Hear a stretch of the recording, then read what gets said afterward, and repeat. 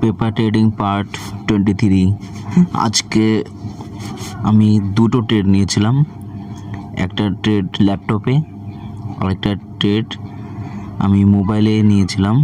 তো ল্যাপটপেরটা তো আমার রেকর্ড হয়েছে, আর যেটা আমার মোবাইলে করেছিলাম সেই ট্রেডটা তো রেকর্ড করা হয়নি। তো দুটো ট্রেড নিয়েছিলাম। প্রথমে যে ল্যাপটপের ট্রেড নিয়েছিলাম সেটা আমার 6 পয়েন্টে স্টপ লস হিট হয়েছে, আর দ্বিতীয় ট্রেড যেটা মোবাইলে নিয়েছিলাম সেটা আমার 16.90 পয়েন্ট আমি প্রফিট করেছি।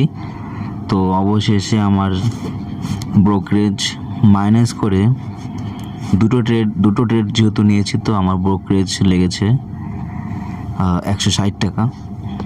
তো দুটো ট্রেড অবশেষে আমি 557 টাকা প্রফিট করেছি।